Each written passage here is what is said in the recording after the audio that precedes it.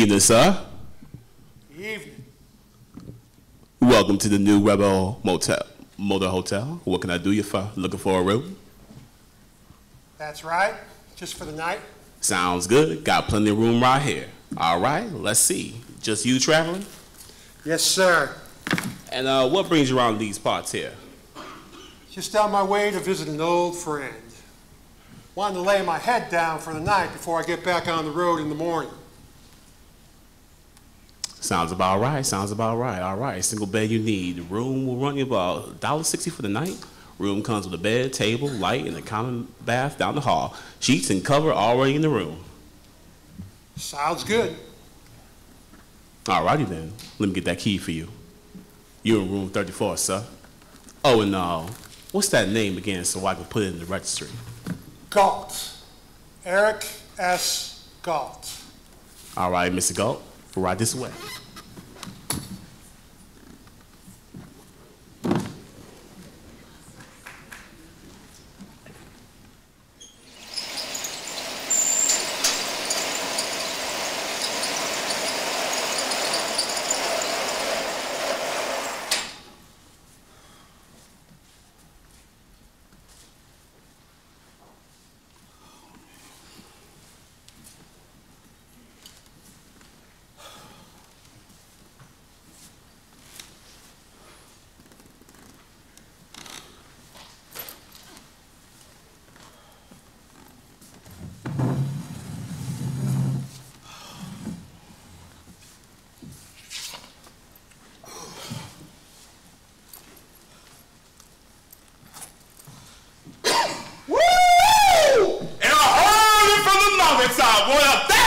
I'm talking about right there, man. Woo! You had the church in the deep, brother. They loved it, man. Woo! And I must admit, even a little tear came out from my eye, even if it was a little bit. I'm not gonna lie at all, you Ralph. I just really wasn't up for it tonight. Man. All I wanted to do was just lay down and get myself together. But after receiving that phone call from you, something got a hold of me, and I felt compelled to get up there. I tell you what, that was a work of God right there, brother. Woo! You're on it. Well, me feeling sorry for you and all the people that came out in the rain just to hear one of your boring lectures, putting them all to sleep. Hey, hold on a second, man. I don't care how sick you feeling right now, how down you feeling. I'll super my foot up your butt. Talking like that to me, man. You know better than that, man. So, what happened earlier in the meeting with the young boys? Oh, the Invaders? I don't know how to call this one, Jesse. Uh-oh. Uh-oh is right. Them fools over there asking for the farm and everything. Can you believe this? Wait, what? What? Yeah, Jesse. They have been a bit of difficult with the talks. Ha! Difficult my behind. I'm over here trying to negotiate with them. Man, I need to meet that day so I can go inside their head trying to raise some hard-headed fools like them. Wait, so what happened? When I was with them and you were talking to the lawyers, they seemed like they were ready and willing to work something out. Well, here's how it really happened.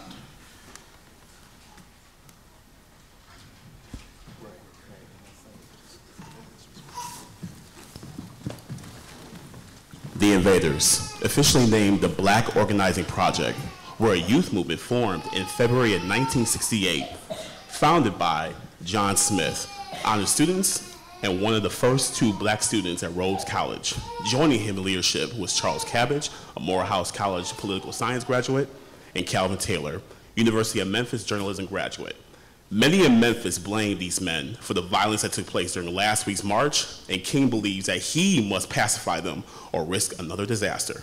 Get your guns!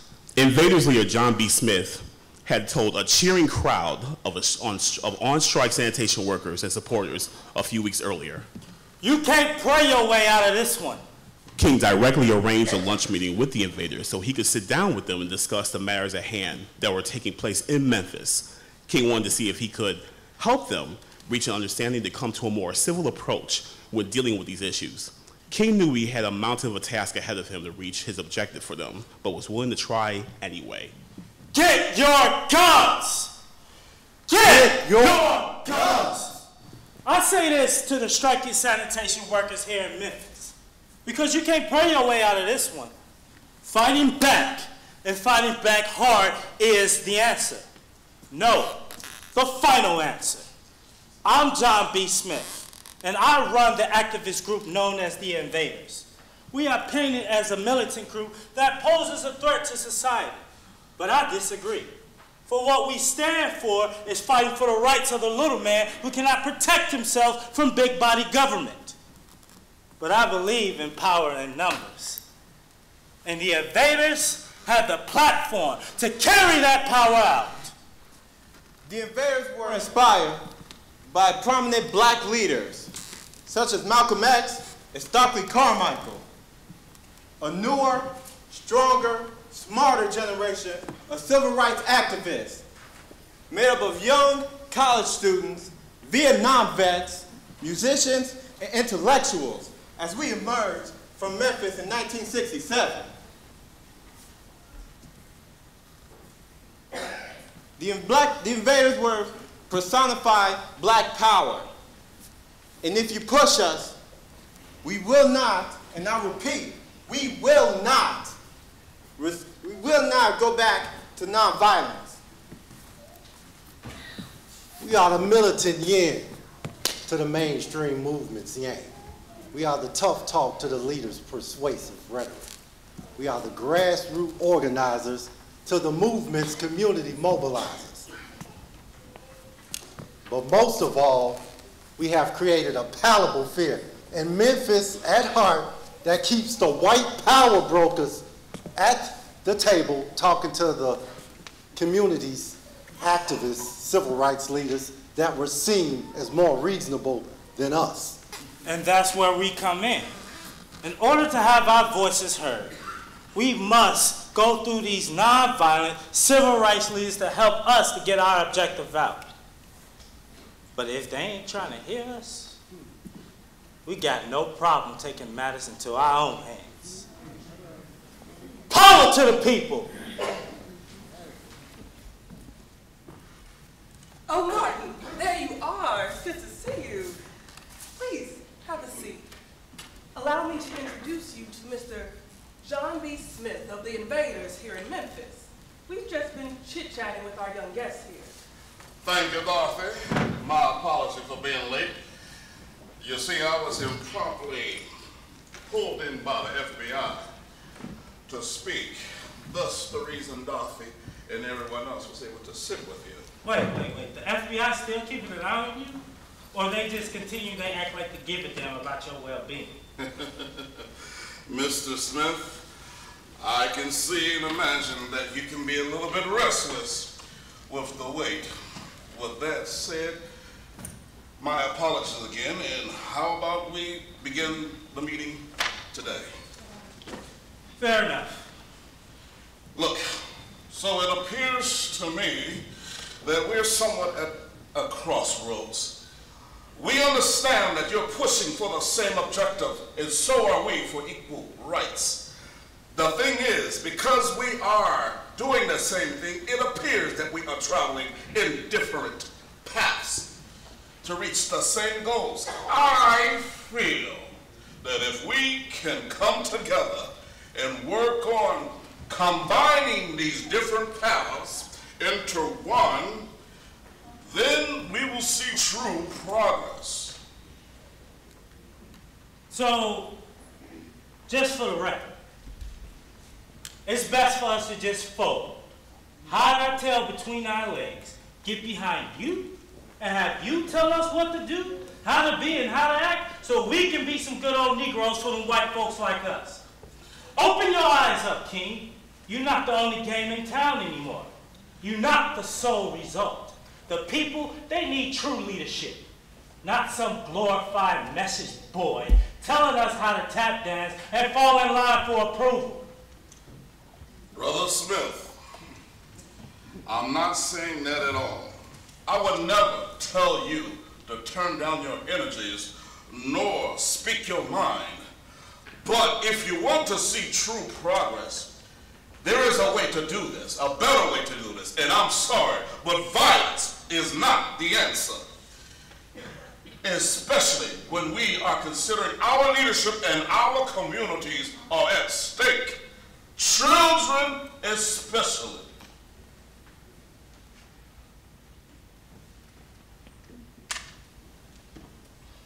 All right, then. I'm listening. Good.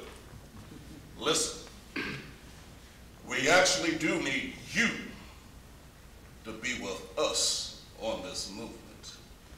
See, this People's March that we are organizing, we're planning in Washington, is going to be big or even bigger than what we've done in the past. In fact, we needed to be on that level. We need young people that you have influenced over time to be able to accept this movement and join us. But it starts here in Memphis. Okay. Sounds good enough. But what happens when you leave, King, huh? What happens next? You go to the next town, and you have all the local attention taken away from the neighborhood people, taking their energy and their work.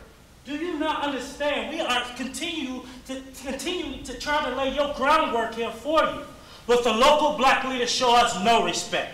But when you come to town, they ready to tap dance for good old Martin Luther. Brother Smith, believe it or not, you're not the first to tell me this. But to the contrary, I do want you to understand that, first of all I want to do is what is the right thing to do. Now, listen, hear me out on this. I'm meeting up with some local leaders, as well as some friends tonight.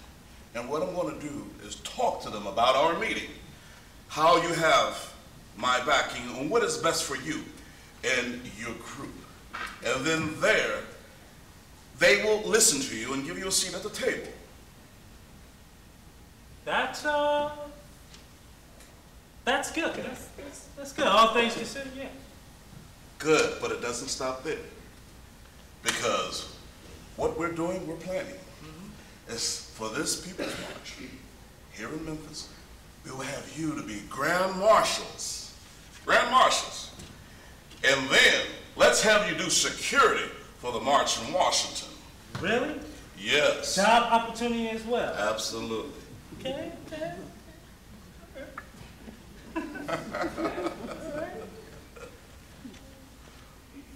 But I don't want it to stop there, Mr. Smith. Because look, as you can see, we've been talking about some grant money that I happen to have gotten a hold of. And so we can talk about those programs that you are willing and wanting to have developed. So on that end, we can do more things together. So let's make this relationship work. Okay. Wow. Mr. King, I don't know what to say.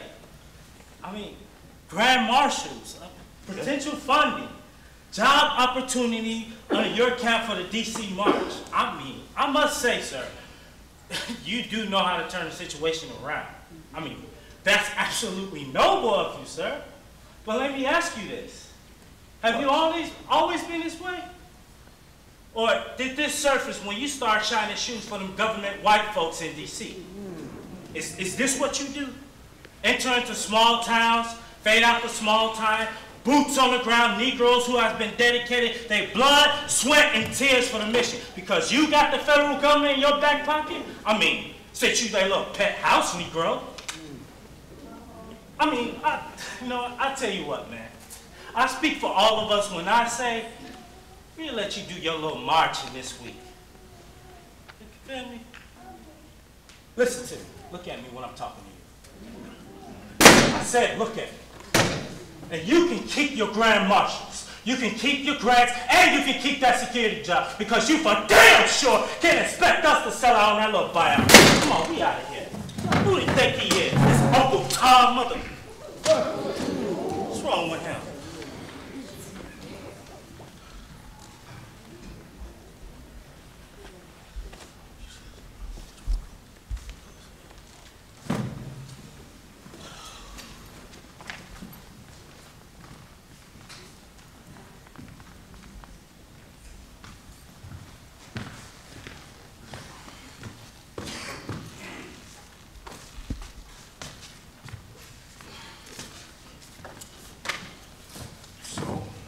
And that's the gist of it all, Jesse. That's what really happened. Exactly what I said. Hard-headed.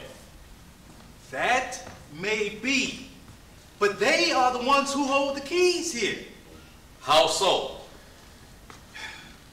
Well, with all due respect, sir, you have to understand that folks my age are listening much more to leaders our age. And I can see how some folks that may look up to the leaders may see you and just see an old man. Now look. Listen here, all right? You don't be going up and down the roads with us, traveling in different states with us, traveling in different cities with us, different campuses, different locations, and you have the temerity to speak to Dr. King this way? Boy, we should have left you on that campus where we found you at. Jesse, come here, boy.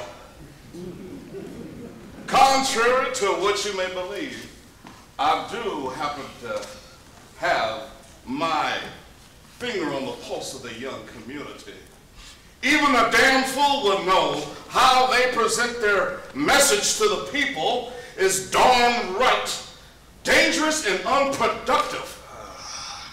You see, this is exactly what I was talking about, King. You are very disconnected. You don't even see what it is that folks my age are seeing. You look at these men, immediately label them as criminals before they even get a word out. Have you looked into the community events that they've been involved with? Have you looked into the school programs? I'm talking to you, King.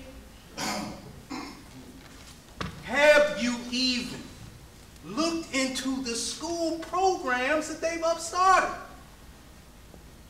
I doubt it. There is a reason why people like me are drawn to people like them, because we see the bigger picture. Does seeing the big picture involve violence that they excited? Does it?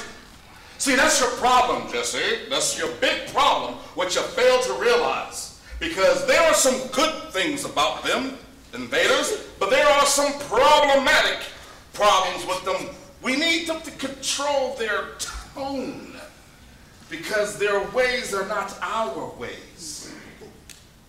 Doc, who said our way is the way? Jesse, don't misconstrue my words. You know how that group is. They're very problematic, and we want to know, and we want to have them be more civilized. You, once again, I repeat, they excited this riot that we're trying to deal with. See, but see, no, look at me now. Now, you listen to me. Now, I suggest you lose that attitude and calm down and observe and learn. You understand? Oh, I understand. Make sure you do. I will make sure.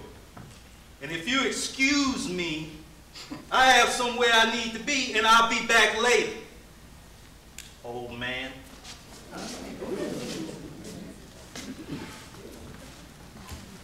Ralph, I don't want to hear it, right? I don't want to hear it. Don't do it. Don't do it. Don't do it. Don't do it. Shut up. Don't do it. I'm gonna shut up. All right. I'm gonna shut up. Don't do it. Don't just let him go. Let him go. Who is it? Mr. King! Great speech, Reverend. Hold on. I don't remember asking you to come on in. That's only because it's past your time to take your medicine, brother. Always forgetting things. Good old Fannie Lou Hamer. I swear, since you better not ever change. And what you say, you got Ella Baker with you too? King, come over here, man. We got some guests, man. Where's your hospitality at, brother? That's right, Ralph. We made sure to bring as many people as possible from the SNCC chapters for this. Okay. Wouldn't miss it for the world. Yeah, I think a little over 100 coming down from South Carolina alone. We got folks from the First Baptist congregation, the Shandon congregation, even the good old folks at Emmanuel AME coming down for this. The same with Mississippi, too. I tell you, every church in town can't stop talking about this week. Wouldn't miss it for the world. All right, I like to hear that. Yeah, I gotta tell you, every eye in the nation is gonna be on what we do in Memphis this week. The momentum is on our side. And with the amount of hours we poured into this demonstration, we're about to make all kinds of a difference. Okay, all right. Y'all talking about language now. Now, who all came with you? Who all came with you? I know Diane Nash is here now. Okay, and then Daisy Bates, she's on her way. She's bringing with her that one reporter guy. What's her name? The nice one, Dorothy Height, and John Lewis too. Okay, all right. Yeah, you got some good peoples over there and everything. All right, good. All right, well, you know what? Let's hope that everything works out and everything, you know, all right? And this should work out pretty good then. All right, I like what we're hearing. We got a good turnout, King. Yes, definitely sounds that way, doesn't it? Absolutely. Now, the thing is, though, you know, what's wild is that this man right here, though, you know, I mean, he's the reason why we all here and everything. You know, he's the reason why we all came out tonight, you know, in terms of that mountaintop speech that was given earlier tonight. So, thanks a lot, Ralph, but I really can't take all the credit. I really got to give all the credit to Ralph. Listen, he did everything under the sun to get me on stage, except knock me out, because I really wasn't up for that speech today. Oh yeah, don't give me none of that. I wasn't up for it. I wasn't feeling good. Boy, I was like, man, yo, get your butt up in that pool, play like the good folks here. They all came off you. Boy, you crazy? You know better than that, man. Come on, what's wrong with you? And all that from a man who wasn't feeling himself? Well, I hate to hear what you sound like when you're actually feeling your complete self. Well, you know, it's obvious God used you as a vessel to get his message out tonight. And the end result was it all. Speaking of end results, I want to tell you, you two have done fabulous work here. That speech that you've made at the DNC 2 years ago was spectacular. Very, very spectacular. And you, Fannie, the speech that you spoke about prosperity at University of Southern California was also tremendous. I cannot thank both of you all enough for everything that you're doing for the movement. Thank you again.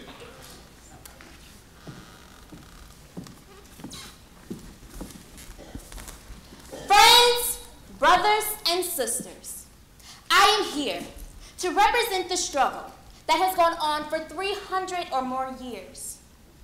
A struggle to be recognized as citizens in the country in which we were born.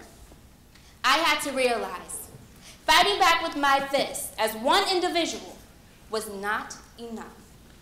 It takes organization, dedication, and the willingness to stand by and do what has to be done when it needs to be done. You have to reach back out to that person who doesn't speak to you. Reach out to your friends, your family, get them to realize that they themselves have to make the struggle. They have to fight for freedom every day of the year, every year, until it is done. Thank you. Mr. Chairman, and to the Credentials Committee, my name is Mrs. Fannie Lou Hamer, and I live at 626 East Lafayette Street, Ruleville, Mississippi, Sunflower County, the homes of Senator James O. Eastland and Senator Stenner. It was the 10th of September, 1962. 16 shots were fired into the house of Mr. and Mrs. John Tucker meant for me. That same night, 2 girls were shot in Ruleville, Mississippi. Also, Mr. Joe McDonald's house was shot in. It was June the 9th of 1963. I had attended a voters registration workshop, was headed back to Mississippi. 10 of us decided to travel by the Continental Trailway Station. On the way back, we got to Winona, Mississippi in Montgomery County, and 4 of the people decided they wanted to stop at a restaurant, and 2 of the people at the washroom. When the 4 people went to the restaurant, they was ordered out. I was on the bus at the time, but when I looked out the window and saw them rushing out, I got off the bus to see what had happened. They said it was the cops and the chief of police had ordered them out. So I got back on the bus, and one of the men that had used the washroom got back on the bus too. Wasn't too long, I looked out the window and saw people, 5 people, getting into the back of a cop car. So I got off the bus to see what was happening, and I heard one of the men saying that they got the 5 workers in the car. He looked at me and said, "Get that one too." When I walked down to the cop car, and the man told me I was under arrest, he kicked me. they carried me to the county jailhouse and put me in the booking room. They let some of the people in the booking room, but took us into cells. I was placed in a cell with a young woman named Mrs. Yvesta Simpson, and after a while, I began to hear the sounds of licks and horrible screams. And I heard somebody say, "Can you say yes, sir, nigga? Can you say yes, sir?" They were saying other horrible names. And then I heard the woman reply, "Yes, I can say yes, sir." And he said, "Well, then say it." And she said, "I don't know you well enough." After a while, I began to hear them beat, and they beat that woman I don't know how long. So then, I began to hear that woman pray, and she asked God to have mercy on those people. Wasn't too long before 3 white men walked into my cell, and one of them was a cop, and he asked me where I was from, and I told them I'm from Ruleville, Mississippi. And they said, "We're gonna go check on this." They left my cell, wasn't too long before they came back, and they said, "You're from Ruleville, all right." They used a curse word, and they said, "We're gonna make you wish you was dead." They carried me out of my cell into another cell where there were 2 Negro prisoners. The cop ordered the first Negro prisoner to take the blackjack. The first Negro prisoner told me to lay on the bunk bed on my face. So I laid on the bunk bed, and he began to beat. And he beat me until he was exhausted. So I put my hands behind my back towards my left side because I suffered from polio when I was only 6 years old, but they still beat me. After the cop realized that the first Negro was exhausted, he decided to tell the second Negro to take the blackjack. So the second Negro began to beat, and I began to work my feet. So the cop told the first Negro to sit on my feet to keep me from kicking him. I screamed and I hollered in pain. And so one white man got up and started to beat me in my head and told me to hush. While laying there, my dress started to rise up. So one white man came over and thought he'd keep pulling it up for me. I pulled it down, and he pulled it back up. I was in jail when Medgar Evers was murdered. All this is an account of we want to register to become first-class citizens. And if the Democratic Party isn't seated with us now, then I question America. Is this America? The land of the free and the home of the brave? Will we have to sleep with our telephones off the hooks so our lives won't be threatened daily? Will we just want to live our lives and think that human beings in America? Thank you. All right.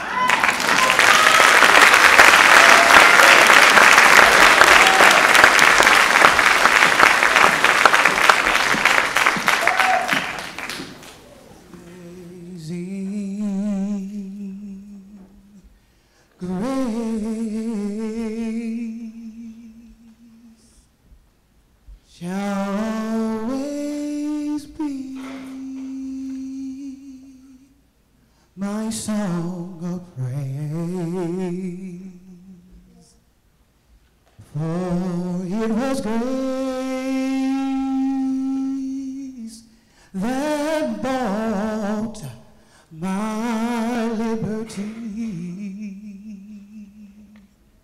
and I'll never know just how Christ came to love me so. He looked beyond all of my faults and saw my needs. Amazing grace shall always be my song of praise,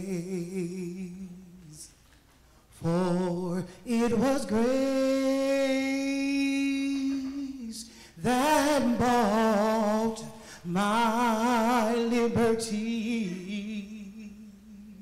and I'll never know just how Christ came to love me so. Oh, but I know that he looked beyond all of my faults and saw my needs, and I shall forever mine eyes to Calvary to view the cross where Jesus died for me. How marvelous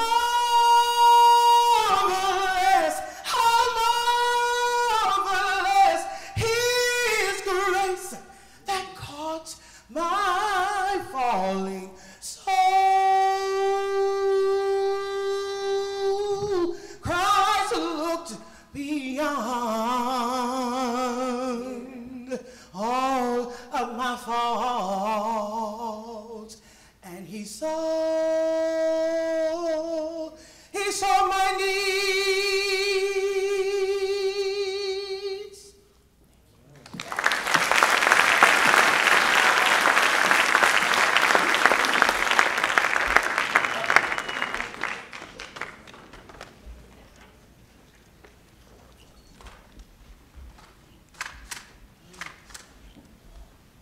Schaumburg, 22, long rifle caliber, model number 0208 DK.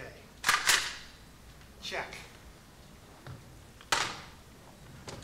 Remington deluxe rifle,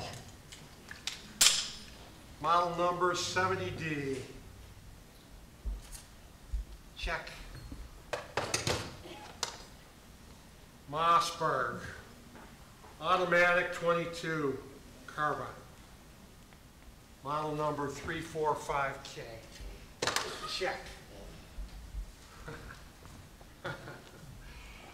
And the coup de grace, the Remington Game Master 760. Check and double check.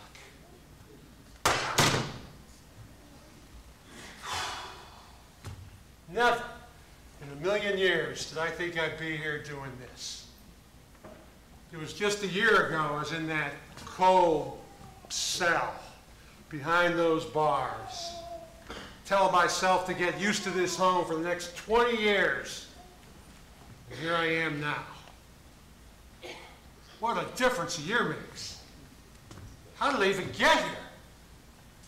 Never mind that, Ray. We got a long drive ahead of us. Are those guns ready?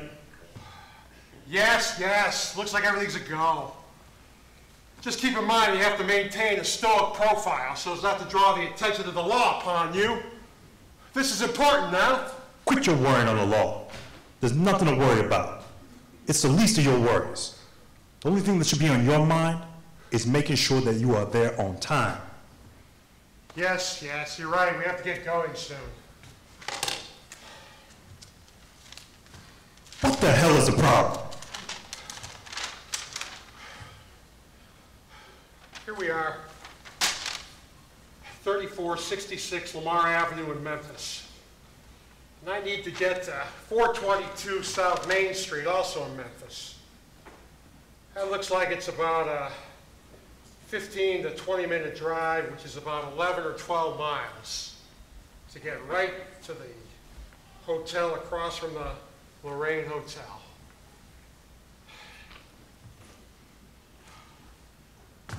Ray, what the hell is the problem? Can I do this? Should I do this? I mean, why am I even doing this? For God's sakes, Ray, you were just in the big house a year ago, and now you're gonna kill this man?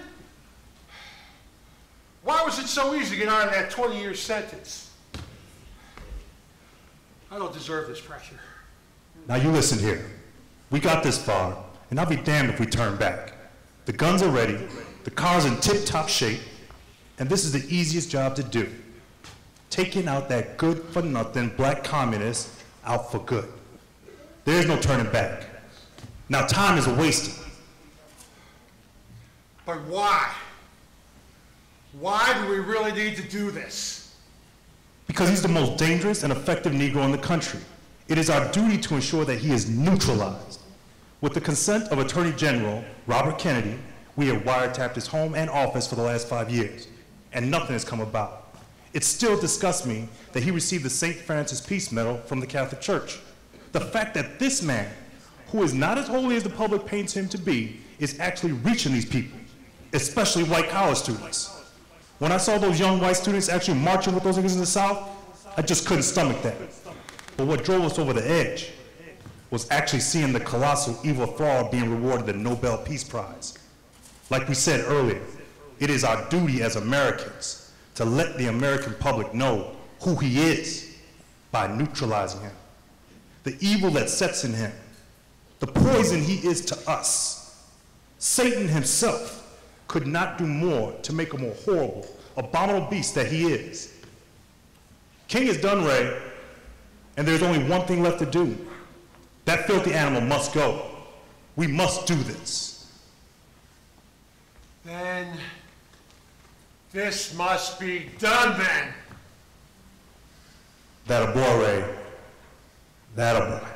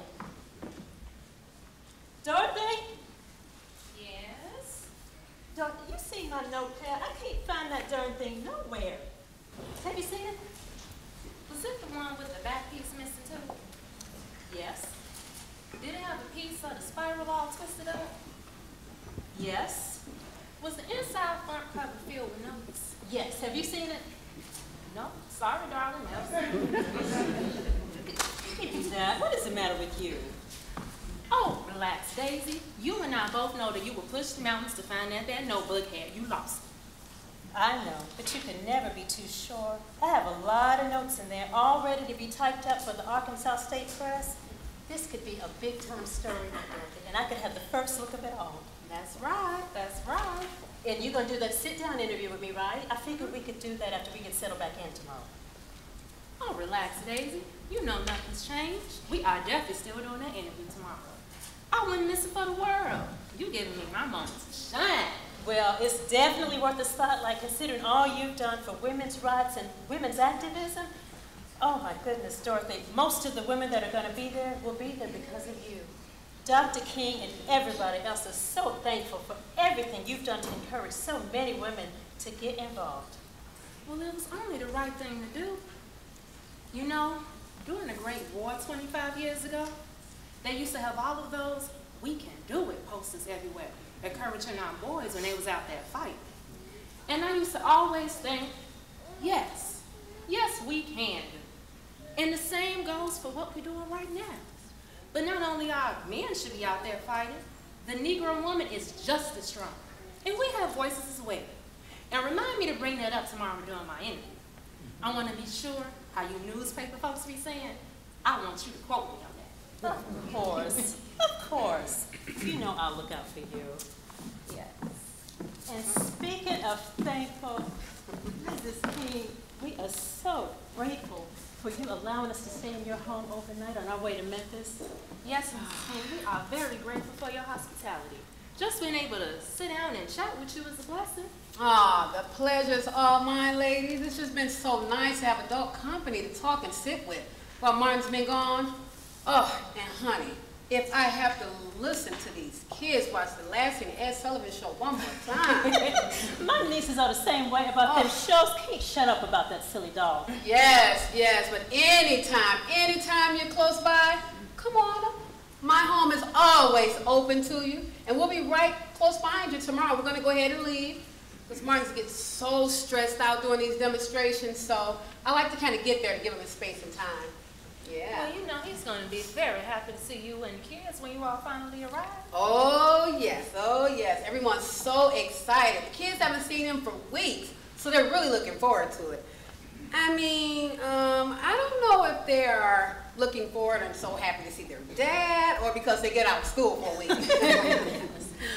But anyway, it's going to be so nice. I can already see Martin's face when he sees his kids. Oh, because this demonstration has been so important for him, you know?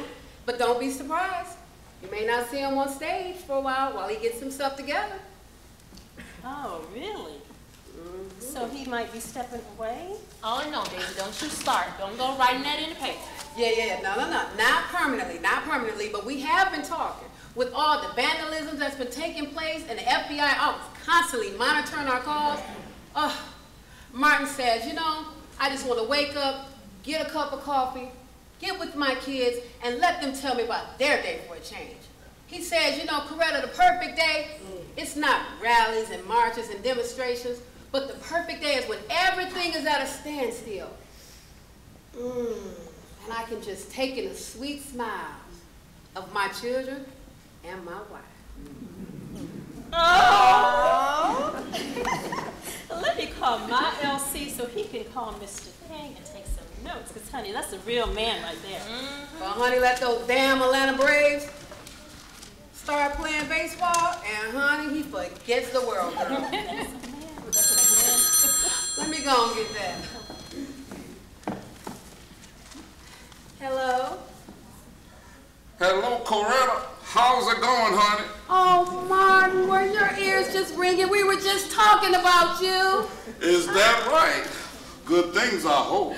Could it be anything else? Very true, my love. Very true, my love. Oh, So, nice to hear from you.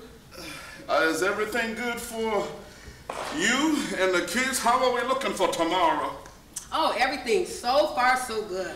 Clifford is going to pick us up about 2 o'clock because we're scheduled to get in Memphis maybe around 7. Martin, can I just tell you, I'm so proud of you and everything that you're doing. I mean, you've been looking forward to this, honey. And the kids keep saying, he's got the touch of Midas himself.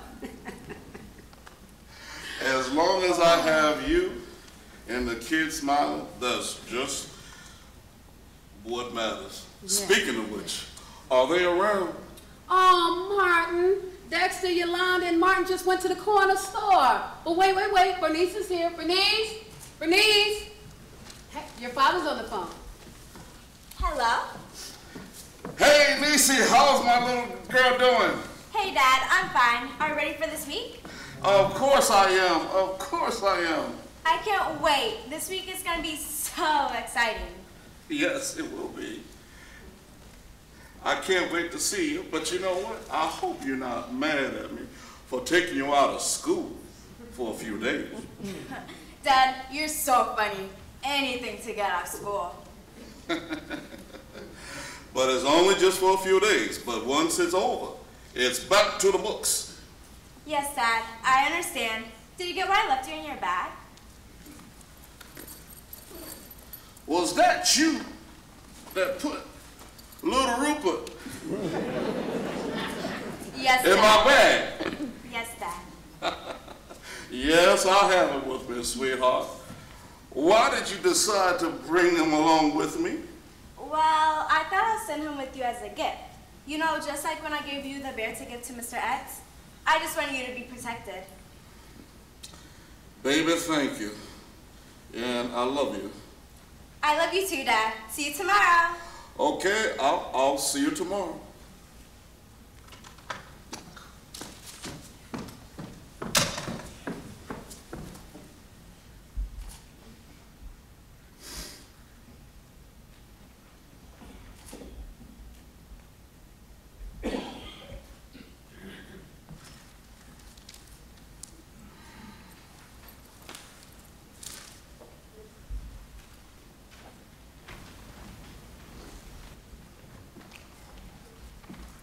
Sorry about that.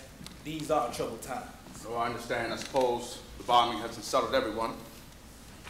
Yeah, well, they didn't do too much for the price of real estate and land in the neighborhood.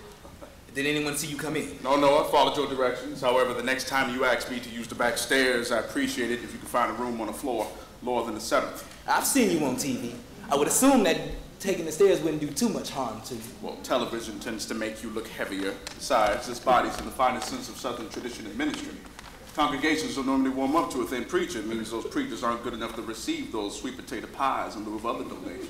My congregation does sell pies from street to street. They may keep the people thin, but they keep the donations back. Speaking of pies, Doctor, is that your lunch you got in the bag? Or is it a tape recorder in there? Why would I need a tape recorder? You may be a little nervous coming in and out of these hotel rooms. You know, Mr. Hoover does have a way of making people a little paranoid. You know, I never thought the good Lord could make a mistake, but Mr. Hoover does push one's faith beyond a reasonable limit. Please, have a seat. I figured you wouldn't oppose to this since you're so used to doing sit-ins and such. Well, I find it better for your back. But not too good for your head, as I recall. I'm surprised you still have one with all of that non-violent action you've been involved in. Well, you'd be surprised what you can take when the purpose is clear. Or perhaps I believe some folks just naturally have hard heads. I'm getting the direct impression I should be insulted. Maybe it's my street accent. I don't have the advantage of university, so my words may come across as a little harsh. You're too modest, Malcolm. I'm sure someone who was invited by Harvard is hard to be understood. They didn't bring me there to lecture. They brought me there to be embarrassed. Unfortunately for them, I do not embarrass easy. And since Harvard didn't have anything that I wanted, I felt there was no need to apologize for not having it. Of course, there were ample amount of Negroes there that had an abundance of apologies, all saved up for the occasion. Oh, and you see me as that kind of Negro? No, but I do see you as being used by white folks, whether you intend to or not, while they will erect monuments to you before you are through. I don't know, it seems the very mention of your name is out to get much attention. I mean, they may even name streets after you. You get all the awards, Mark. On behalf of those that collectively fight against injustice. White folks gave you the award. Doesn't it bother you just a little bit that the same people that are doing all of the oppression are the ones giving out all of the awards? You must have impressed them the most when you said, if blood must flow in the street, let it be our blood. Hell, I bet every white was ready to buy you a drink in the South. The award was for peace. The award was for getting beaten and not fighting back. You may want to sit down with us sometime and find out what fighting back is all about. Then maybe you could understand what I was saying. You asking me to understand how a black man can ask his people to be the first, the last, the only ones to bleed? Have you considered that you are more responsible for our people's blood flowing out there in the streets, that your speeches are causing violence? No, not once, not ever. Aggression in the name of self-defense is not violence, it's honor. There's no honor in war, Malcolm. No progress can come from violence. Progress? You get the false respect because I was the alternative. They kill me first, then you have nothing to negotiate with. They kill you first, then they better not let me live. They'll make you into a martyr, Martin. They'll hold your non-violent message to the world as a testament to your courage. And if they hold it up long enough, they won't even realize the contradiction they have made to that message. If I have to die so that my children would not have to suffer a spiritual death, I would do that. Jesus Christ gave that spirit a movement 2,000 years ago. Mahatma Gandhi gave it a method. To this day, black people will forge that spirit with that method and create weapons of love. We will live together as brothers, Malcolm, or we most certainly will perish as fools. That is not a country out there, Martin. They stack families on top of families, black man on top of black man till there is no more room. And when there is no more room and we cannot breathe, we die. And then there are drugs. You pump enough dope into the black community, they'll dream anything. Hell, they'll even dream one of your dreams. I will not change. If you will not change, can you at least get angry? You know, Malcolm, I remember when I led my first march and there was this huge white man that jumped out from the crowd. And with all of his might and all of his force, he yelled at the top of his voice, "Go home, you little nigger bastard." He was yelling at a child, Malcolm. Could have been any older than 7 or 8 years old. I saw that pain in that child's face and I just hurt. I felt fear, but most of all, I was ashamed. He must have thought he had done something terribly wrong to be the focus of all that hate. Yes, Malcolm, I can get angry. With all the history that makes me a black man, I can get angry. But you see, it's a different kind of anger. It's an anger that says you can't stop loving, you can't stop believing, and you can't stop trying. It's an anger that makes me want to prove hate wrong. I just want to prove hate less powerful, Martin. We both deal in power, Malcolm. We just do it differently. You can only deal with power in one way. Malcolm, you want to free blacks. I want to free America. Can't you see what's happening to us? 5, 10 years from now, racists won't have to do anything to us. We'll be doing it to ourselves. So these brothers who sit peacefully in your demonstrations and allow their heads to be split open and they come back to their own communities and commit violent acts. It's the rage, it's the pain that is all built up inside of them. It makes them strike out. Now, I cannot free them from that rage, but I can direct it to the right source. But don't we both want the same thing? You want to be able to buy a cup of coffee, I want to sell it. You want us to integrate a coffee shop. I want us to own it. You want white folks to hire us. I want us to hire our own damn selves. We do not want the same things. You know, I'm afraid this quest for integration will wind up being the white man's solution for control. And I suppose those of us that don't agree with your definition of power and control are the ones being called Uncle Toms? I only refer to the old ones as Uncle, and I don't call them Toms anymore. I call them Roy. I call them Ralph. I call them Uncle White. They don't deserve that from you, Malcolm. They don't deserve that from anyone. Do you think the unity that you're seeking can be achieved by insults and ridicule? Have I ridiculed you, Reverend? Oh, was I supposed to be flattered by the term Reverend Dr. Chicken Leg? It was the Reverend Dr. Chicken Wing, to be exact. Or would you prefer that I just refer to you as the Lord? The movement would have been enough. Malcolm, I came here to offer you my protection. Your protection? How you gonna do that? You gonna have a mass sit-in and pray? Or maybe this non-violent action movement of yours is gonna scare off those Molotov cocktails. Well, any of those Molotov cocktails were thrown there because of your own movement. My movement does not ask for freedom, it takes. Non-violence is the only way for proper healing to appear to the conscience of this country, Malcolm. I'm just offering you my protection. I offer you my help. Yeah, help. Your help to kill me. Am I accused of that as well? Not accused, indicted. This non-violent quest is gonna get everyone killed. And you wanna sit up here and talk about the conscience of this country? This country has no conscience. It has no morals, it has no morality, it has no honor. Hell, it doesn't even have a memory, it forgets. It doesn't want to remember, it forgets. But we will not allow it to forget the lies about it. So this country calls you a hero because you tell black folks in America to be non-violent, but you tell that same non-black person to be non-violent in Vietnam? Stop dropping them napalm on them little Vietnam babies, and they'll call you a traitor. They'll call you a coward. You cannot appeal to the conscience of a country like America. You're looking for kindness, you better look elsewhere. White men out there building artillery, and you telling black folks not to fight back? We refuse to defend ourselves. We not only make it easy for racists to kill us, but to make it justifiable. You're telling me you think I've contributed to that? Yes. Let me make you understand, Martin. If anyone is dead set to go out there and kill a black man, they won't ever have to consider the consequences of their actions. They won't ever have to worry what the good reverend will do. They know what you'll do. Nothing. And that is what this whole movement of yours has created, Martin. Nothing. Don't you ever tell me nothing was accomplished. Don't you ever tell me that people were beaten up for no reason at all. Do you think it's easy for me to sit there and watch that happen, Malcolm? To risk the lives of my own children? Malcolm, do you think I would risk my life for nothing? I don't want to die. I don't want to see our people die. I don't preach nonviolence because I like it. I preach it because it's right. Because I'm a man and a child of God. I mean, you look out there in the city, you see neon signs telling you where to go, what to do. When I was growing up, there were signs, all right. And they weren't neon. But if you were black, you can read those signs as clear as day that burned in your eyes saying for colored only. Signs that got into the psyche of little Negro children that were insulted and degraded on a constant and continuous basis. When those signs went down, the spirit of black people went up. So don't you dare tell me that nothing was accomplished. All right. I was in the church in Montgomery when the announcement came that those buses were no longer being segregated. What was accomplished was written on the faces of those that struggled. It said that you can make a change by sitting down. Those that thought that nothing was ever accomplished are those that have never had to give up their seat to a white man, or go to the back of the bus, or watch white patrons eat in the comfort of a restaurant, while you had to take your food outside in the cold of the rain. Don't you diminish what was accomplished, Malcolm. Don't you misunderstand what will be accomplished. Don't you mistake nonviolence with non-action. You do a disservice to those that were beaten so that you can have the freedom and the courage to question their courage. I never questioned their courage, only their judgment. Yeah, well, I'm questioning mine for coming here in the first place. There's nothing stopping you.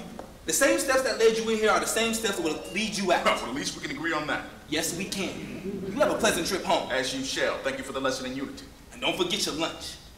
It's not mine, it's a gift. A gift?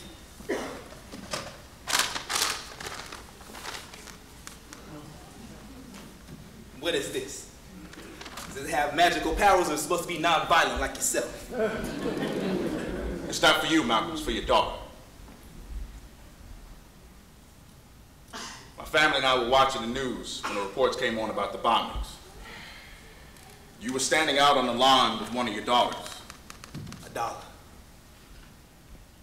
When my daughter found out I was coming here tonight, she wanted to make sure Dollar had a friend.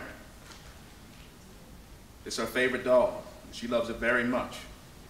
If it has any magical qualities, I suppose it's because of that. What's her name? I don't think this one has one. No, Martin, your daughter. Bernice. How old is she? She's 9. 9. $1 is 6. She'll love it. But yeah, Martin, you tell Bernice we said thanks. You know, Malcolm, when my home was bombed, I felt a great amount of fear. I knew it was a warning, but I also knew I couldn't turn back. The bombing of my home was no warning. Malcolm, why didn't you invite me here tonight? You've never hated yourself, have you? You really can't imagine how someone who despises themselves views the world. I know what it's like to give up everything and love nothing. I was lucky enough to find something to believe in, something to love. And when you have that, you have to know when to protect yourselves from those who want you killed. But you have to be willing to fight first. Malcolm, nonviolence is not a tool you use when it's just convenient. It's a way of life. Hope you're right, Martin. For the sake of our children, I hope you're right. Brother Malcolm, Mr. King's car is ready to take him back. Thank you, Rashad. Martin, our car will be able to take you wherever you need to go. Please allow Rashad to help you with your car. Oh, it's fine. I can manage. Thank you. Whenever you're ready, sir. You know, Martin, we could have made a good team. We do make a great team, Marco. Most people don't realize it. We'll let them stay ignorant for just a little while longer. Amen to that. All praises to Allah. Wow.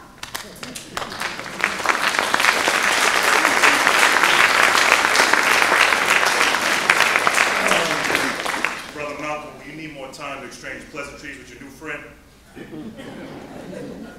I'm ready when you are, Rashad. Just for the record, I never meant to hurt you by anything I may have said publicly. It's very important to me that you know that. It's important to me that you said that. You know, I'm glad we got to climb one mountain together. Take care of yourself, Martin.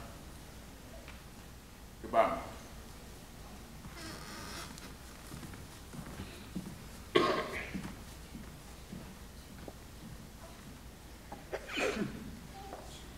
Brother Malcolm, is there anything else that you'll need? Alaikum assalam.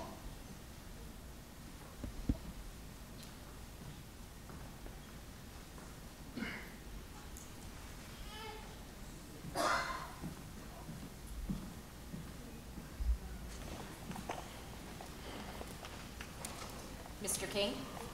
Agent Shock, it is not such a surprise to me and my constituents of the constant surveillance that we are under. And I was just wondering what was the reason for that. Mr. King, you may or may not take my word for this, but me being here is in the interest of safety and protocol. So the constant wiretaps and the constant surveillance is for my own good, or is whatever helps you sleep at night, huh? No, but it may actually help you with yours. We have to issue a restraining order to you, Mr. King. This restraining order has been issued by UD District Judge Bailey Brown. Yes, I'm quite familiar with Judge Brown's convenient diligence. Let me guess.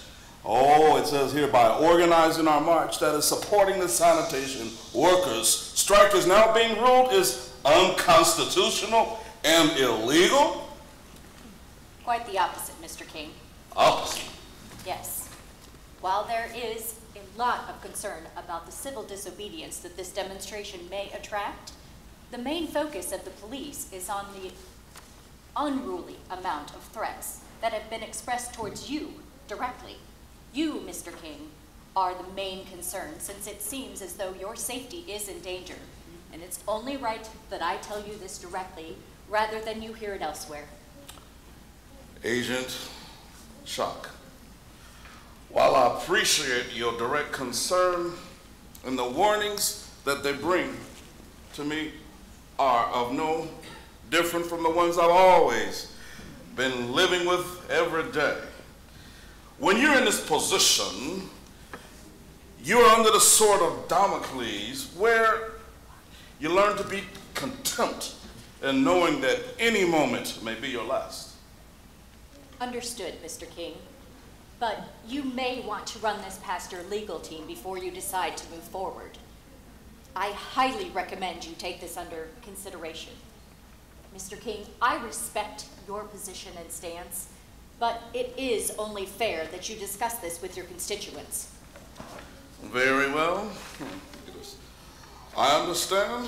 I will take this recommendation seriously, but I do want to thank you again. You're welcome. I wish you a good day, sir. Good day.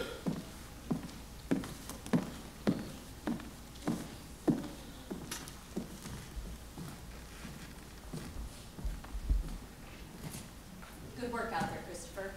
So, they're going to go ahead with everything as originally planned, huh? Yes, King and Smith agreed to work together on more civil terms. But here are the plans as far as to what King and his constituents will be the rest of the day today and this week. Good. With this information, we'll be able to keep an eye on the entire entourage and monitor their movements. I really appreciate you helping us with this. I hate that it has come down to this, but you can never be too sure what to expect with him, since he brings a great deal of calamity with him wherever he goes. That's why it's important that we monitor him. I understand. What happens now? You let us worry about what happens from here. You've done the hard part, Christopher, but from here on out, we'll do everything that's best to make sure that everything goes as planned.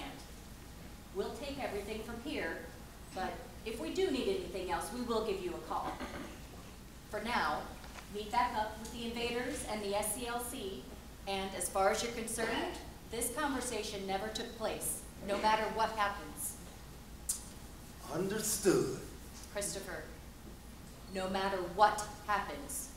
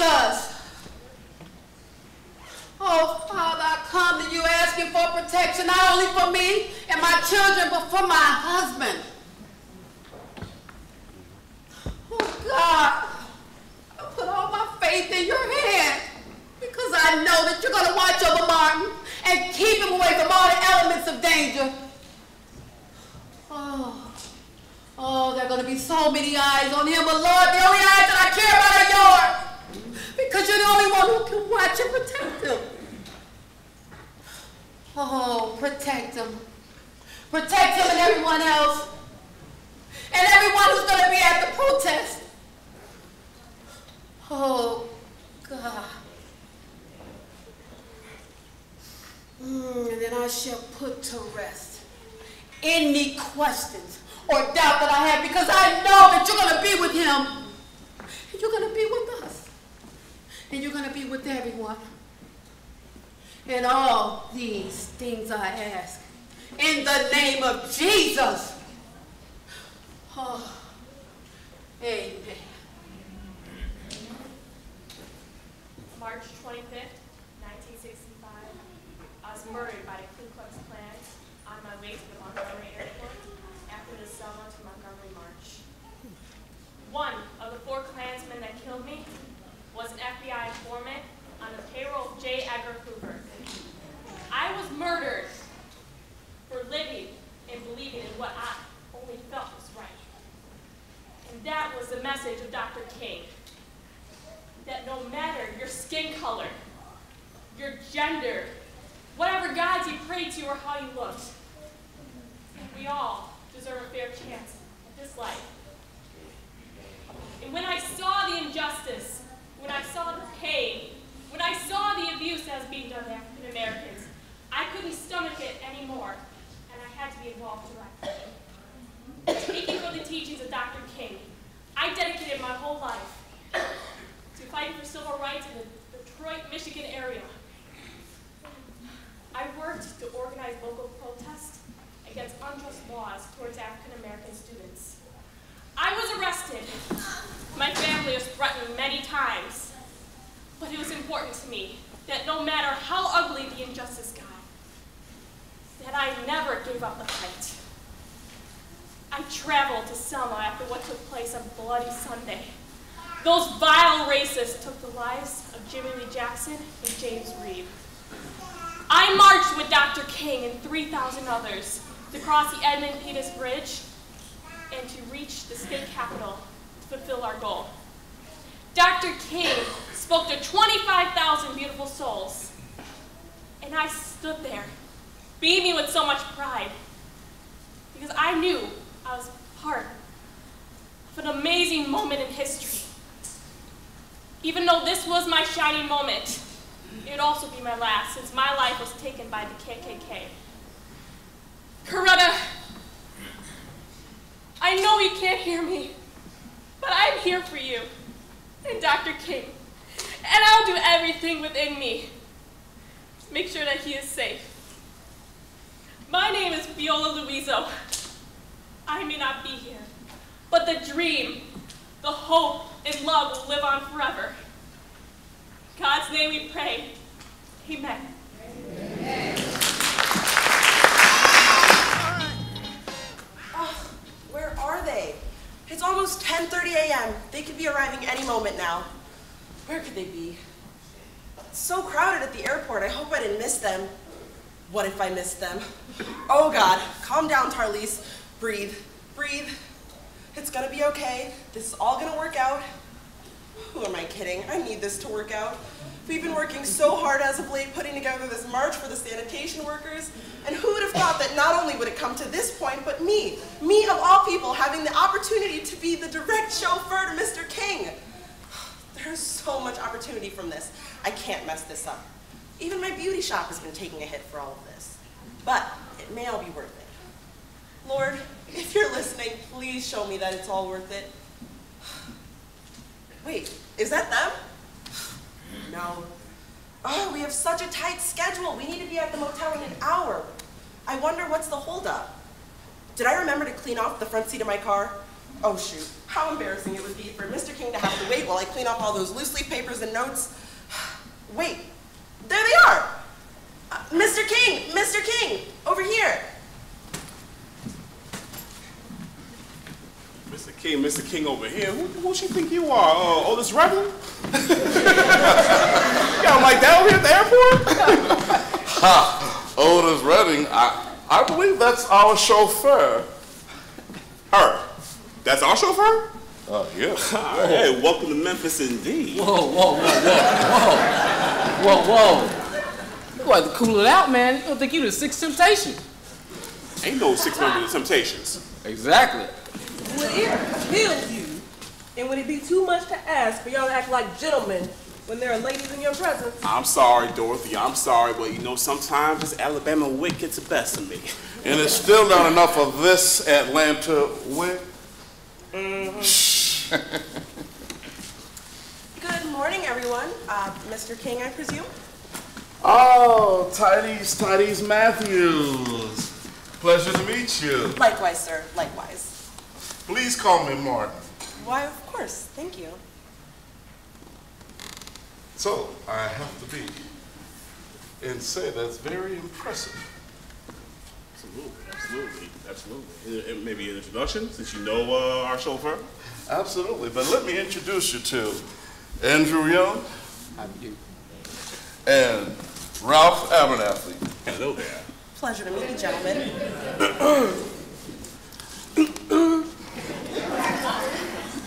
Oh, yes, forgive me. And this is Dorothy Cotton, one of our top advisors. It's a pleasure, Miss Cotton. Charmed. Well, as you can see, today is quite the packed day for all of us. You're familiar. She real familiar. The name, you said her name Tyrese Matthews, right? She from, the zoo. The zoo? The zoo. She was from the zoo. Not from the zoo, but the zoo. You had something to do with the zoo. Yeah, I remember reading about you.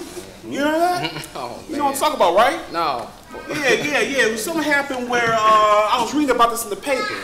All right, she's had something to do with going to the zoo when it was a time of the day, a time of the week when it wasn't a lot, when the Negroes were not allowed to be in the zoo during the week. It was Sunday, Tuesday. It was Thursday. Thursday, yeah, Thursday. Yeah. So what happened, if I remember correctly? Listen, brother, I'm about to school you. So what happened correctly was this. From what I remember, you were like, you know, I'm going to the zoo today. It ain't Thursday, but I'm going to the zoo anyway. When it wasn't okay for the Negroes to go to the zoo. So you went anyway. Kind of found yourself a way in. You walking around the zoo, you enjoying the giraffes, you enjoying the elephants, you enjoying the eagles. White folks looking at you all funny, you looking at them back like what you want to do. And you kept on walking, kept on moving. All right? Until they called the authorities on you and they took you out. Isn't that right? Yes, and may I add, I also filed a federal lawsuit which resulted in the Thursday-only signs being taken down. This also affected the parks, the golfing courts, the art galleries, and even the swimming pools, if you can believe it. Wow, that is impressive. Absolutely impressive indeed. And you know what I say? I love me a woman who like her activism now. That's good to know. Hopefully one day you'll find one. Please don't take your love away from me. What? Shit. No. But hey, guys. Didn't you say we had an itinerary? Can you go over it, please? Hold on. I just got to say this last point. But seriously, that is quite impressive for you and your group to take a big slice against that injustice. Well, it actually wasn't a group. It was just me by myself. Really? Even better. Okay. All right. The itinerary? Absolutely. So, after we leave here, I'll take you to the Lorraine Motel. It's not on the most vibrant side of town, but they're quite accommodating to us Negroes. After we get you all checked in there, I'll take you to the Centenary United Methodist Church in South Memphis, where you'll meet with Reverend James Lawson and other pastors and supporters in the neighborhood to talk about the march this weekend. And after the meeting, I'll take you back, Martin. Wait one second. So what's the transportation plan for everybody? How are we getting around? Well, my car can take 3, so Martin, Mr. Abernathy, and Mr. Young, you can all ride with me. And one of the other activists is here. They're waiting outside, so you can ride with them, Miss Cotton. How convenient. Oh, well, it's much better than riding with the constant FBI and police following us. It's not even inconspicuous anymore. We don't need any police protection, thank you. Anyway, we have to stay on schedule, so if you'll follow me.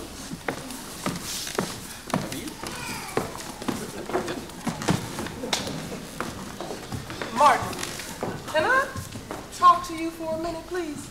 Oh, sure. What is it, Doctor? I'm just concerned. Concerned? About what? How so? I just don't want you losing focus as for why you're here this week. It's too important for you to be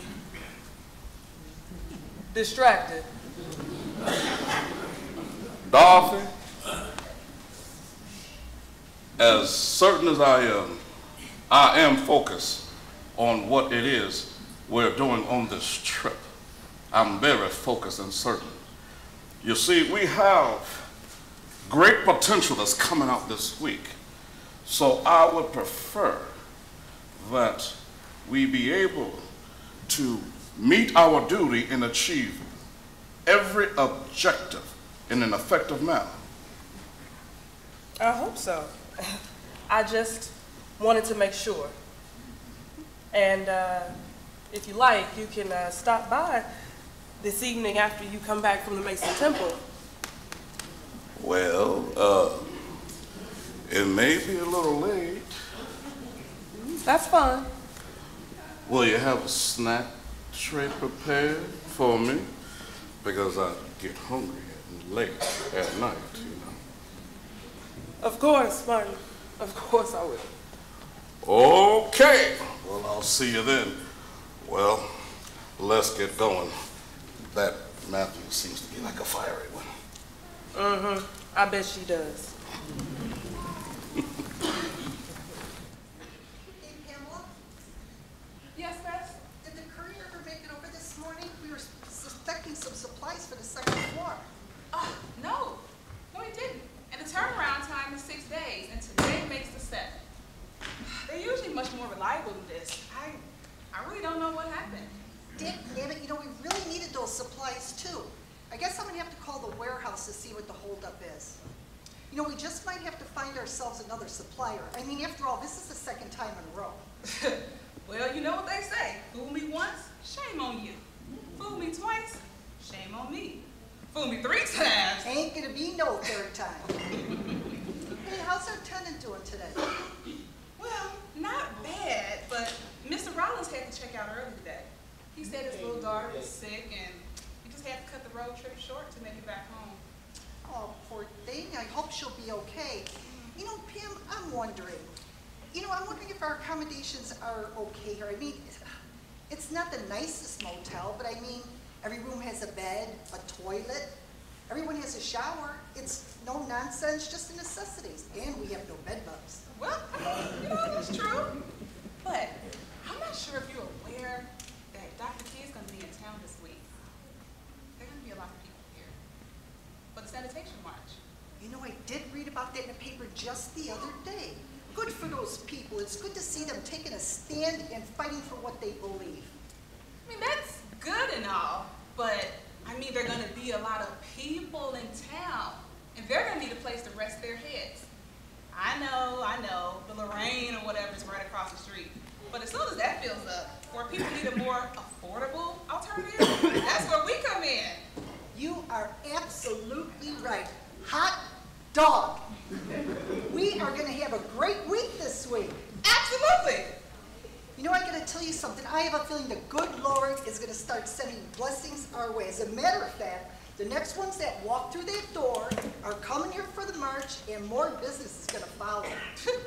The next one? The next ones are going to come pouring in right now.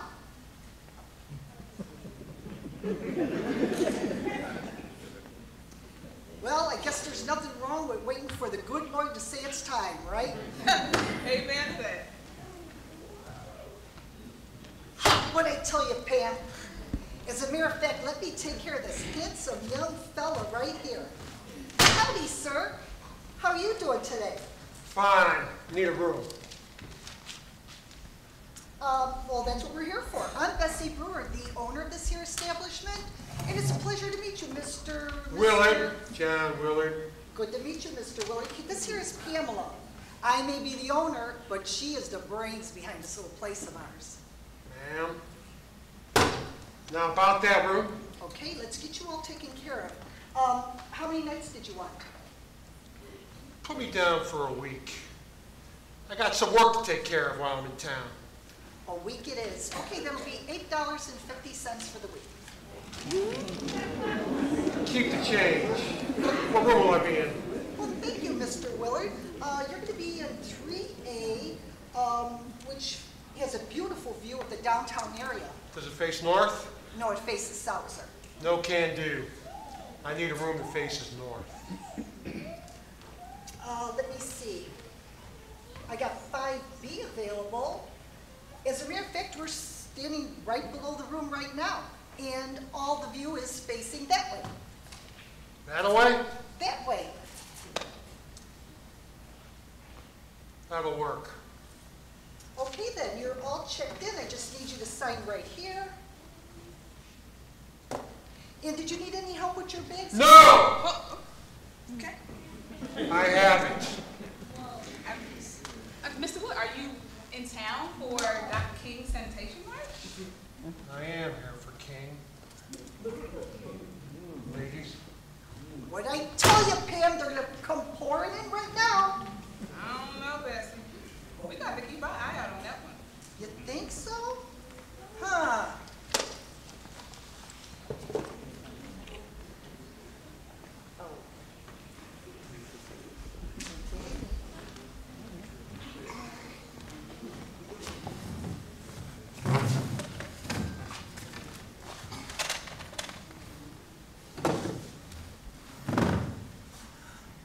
Is there anybody down in the line? Abernathy. What? There's no line. Okay, good. I want you to get me a catfish plate. And some collard greens. And that corn muffin. Oh yeah, we're gonna see how much I don't need that corn muffin. When you get your butt back up here. How we gonna pay? What's your money, fool? All right, we gonna see when you get how much I need that corn muffin when you get your money back up here. Get your butt back up here. Okay, talk to you later. With that food, thank you. Oh boy. Come in.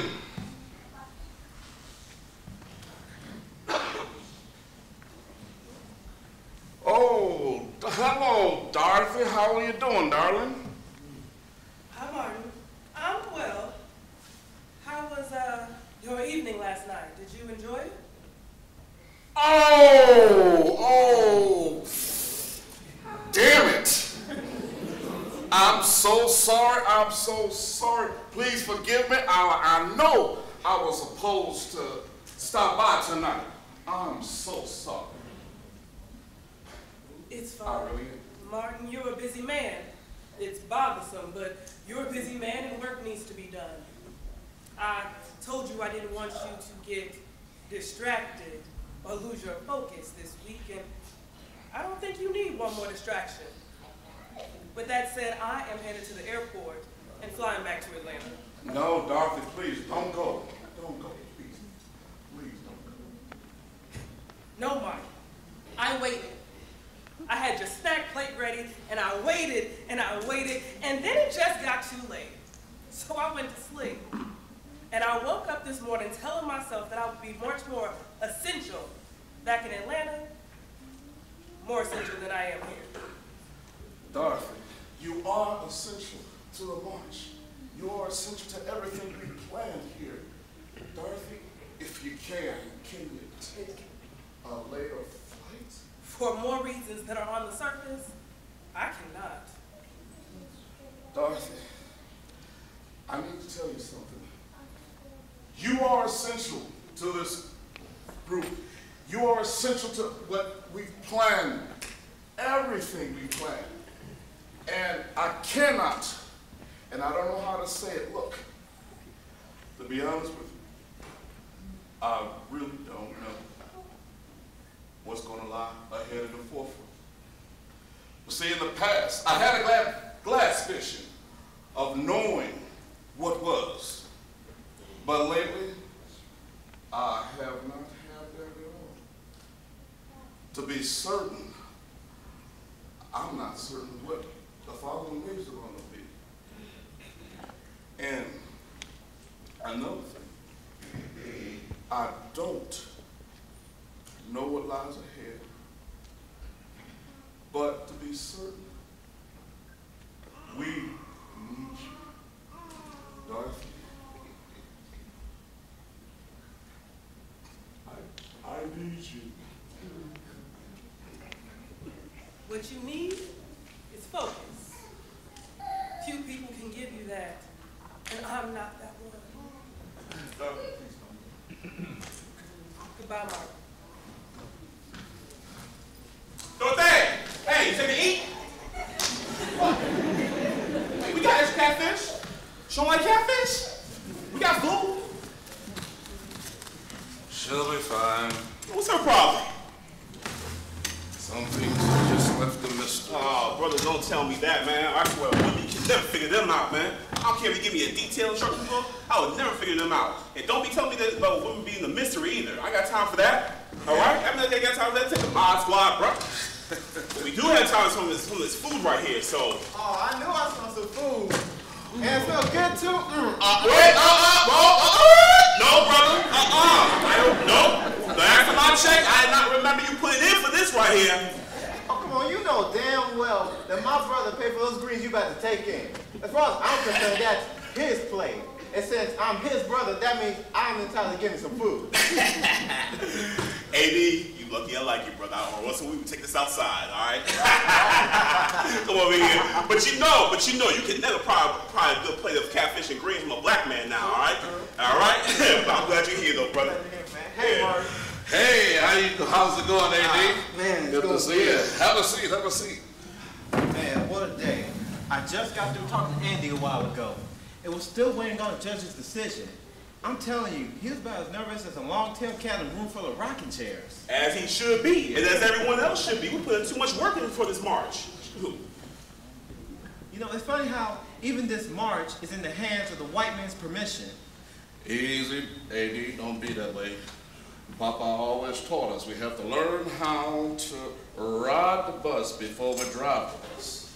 Look, I will tell you the same thing I tell Papa. I want to own the bus, all right? One step at a time. One step at a time.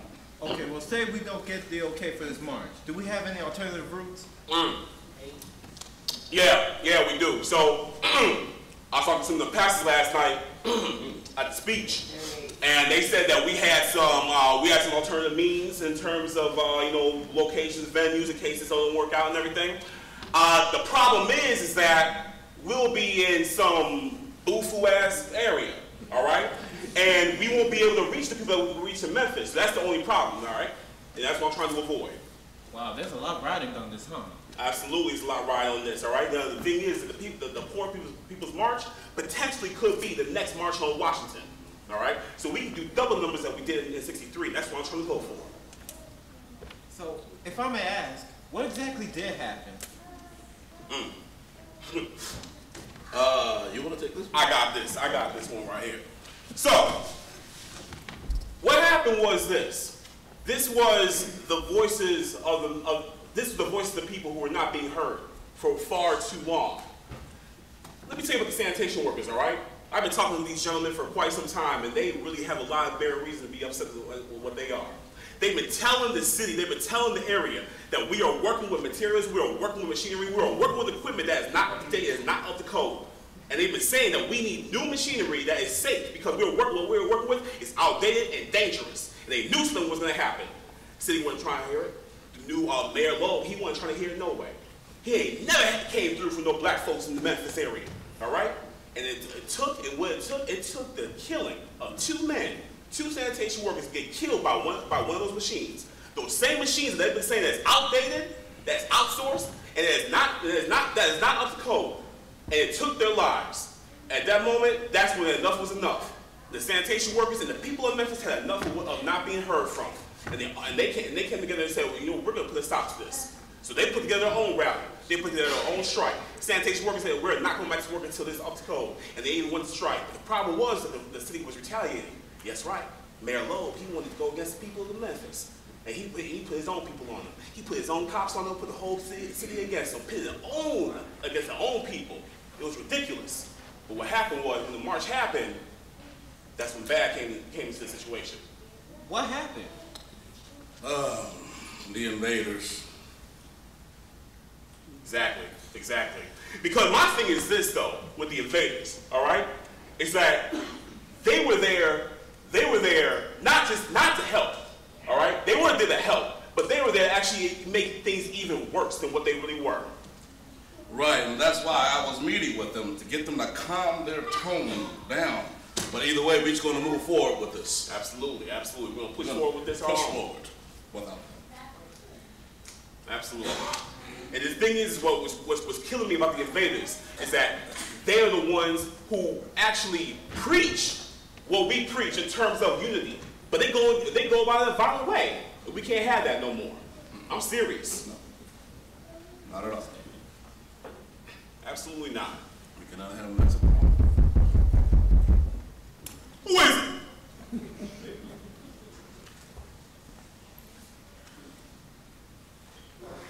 Good day, gentlemen.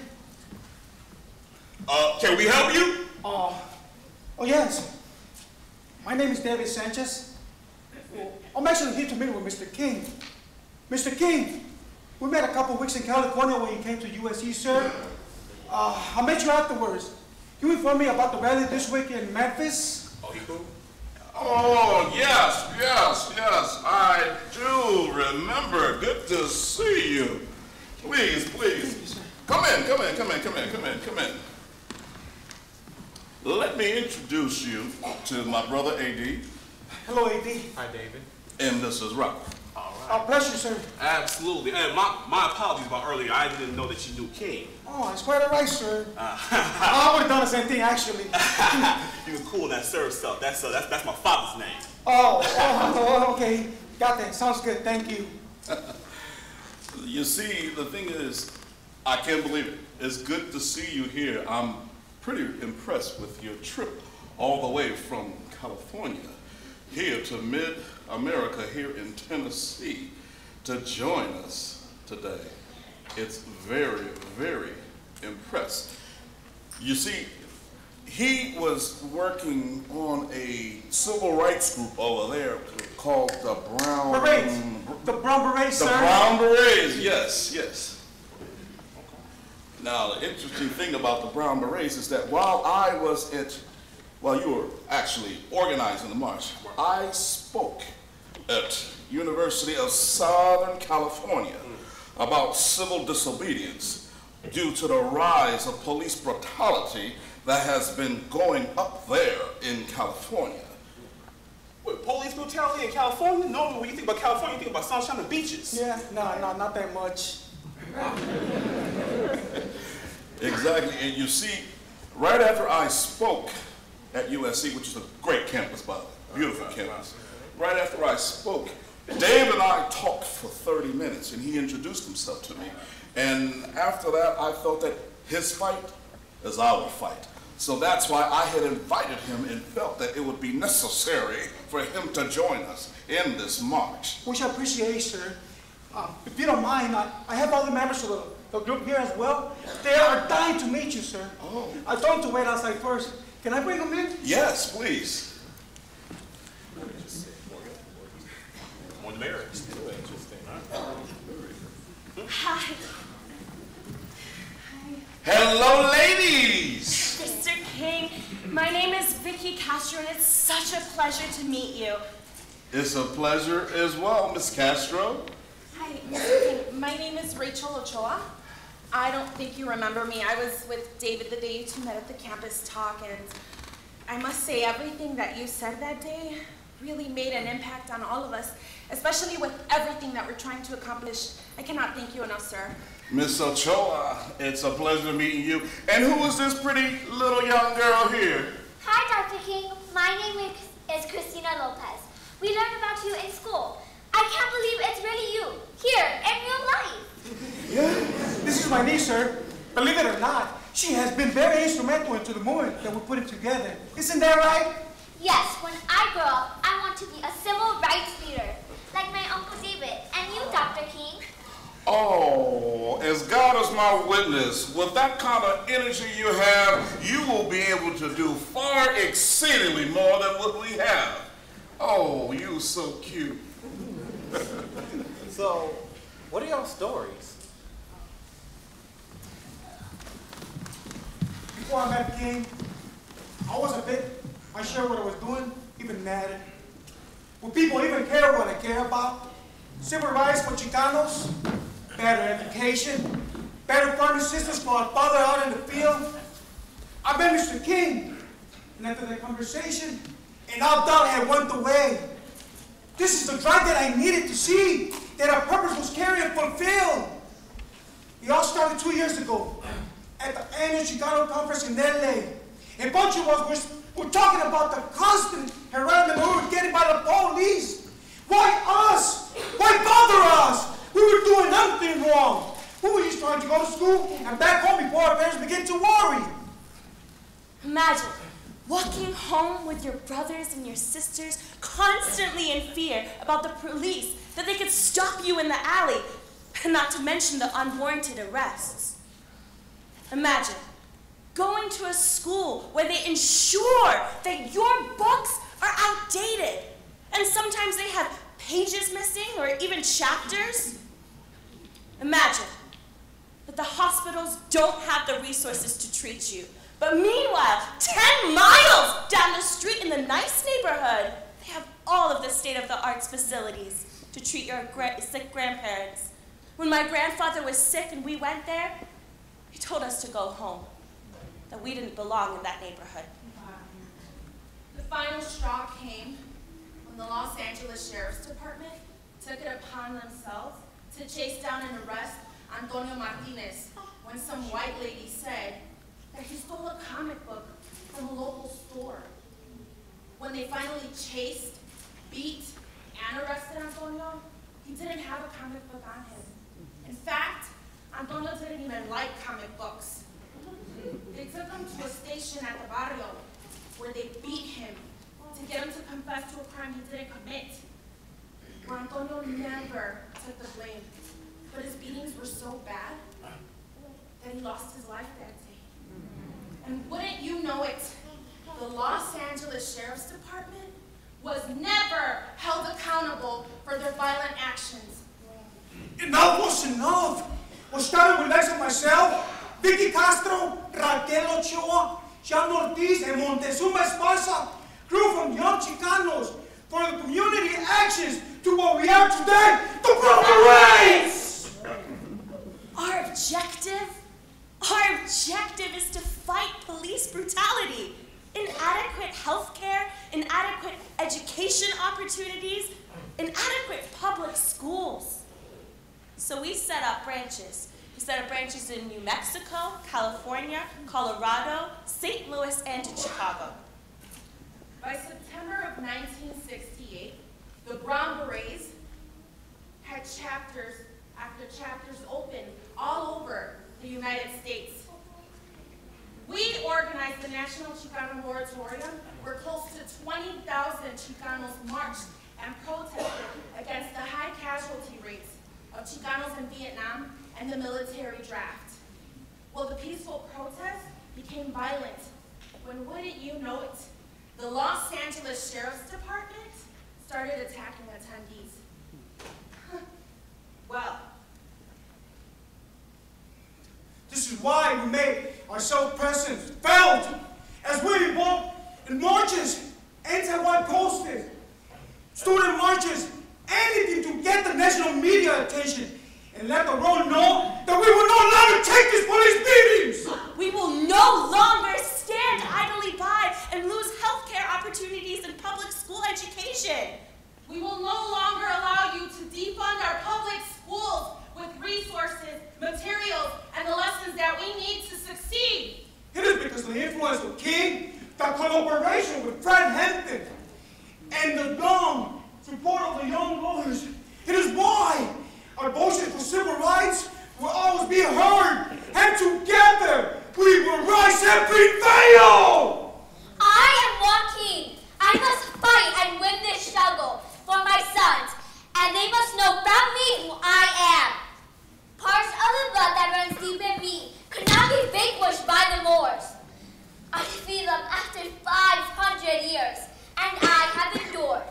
Part of the blood that is mine has labored endlessly 400 years. Under the heel of lustful Europeans, I am still here. I have endured in the rugged mountains of our country. I have survived the toils and slavery of the fields. I have existed in the barrios of the city, in the suburbs of bigotry, in the mines of social snobbery, in the prisons of dejection, and the muck of exploitation, and in the fierce sea of racial hatred. And now the trumpet sounds. Music of the people steers the revolution. Like a sleeping giant, it slowly rears its head to the sound of tramping feet, clamoring voices. Mariachi strings, fiery tequila explosions, the smell of chile verde, and soft brown eyes of expectation for a better life. And in all the fertile farmlands, the bare plains, the mountain villages, smoke-smeared cities, we start to move. La raza, Mexicano, Español, Latino, Chicano, or whatever I call myself. I look the same, I feel the same, I cry and sing the same. I am the masses of my people, and I refuse to be absorbed. I am Joaquin. The odds are great, but my spirit is strong. My faith unbreakable, my blood is pure. I am Aztec Prince and Christian Christ. I shall and will endure.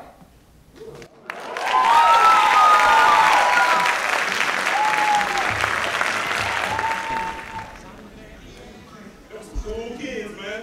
Yes. Almost agree. Some cool kids, man, I'll tell you.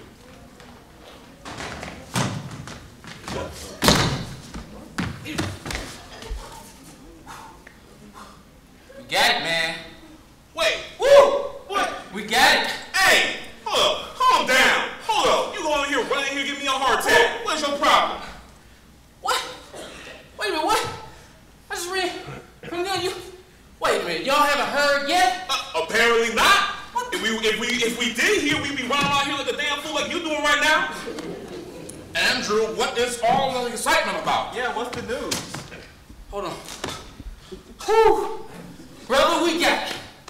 We got the approval from the judge. The march is on, man.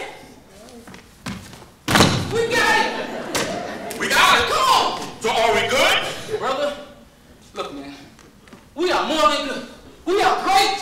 Woo! Hot dog. All right. Woo! All right, man. All right. I ain't mad at you running around here with your chicken, let that chicken head with your head's cut off. All right now. Go on and get your hat, brother. Let's around here. You're right, man. Y'all really worked hard for this one. Yeah, man. Good work. Get your hat.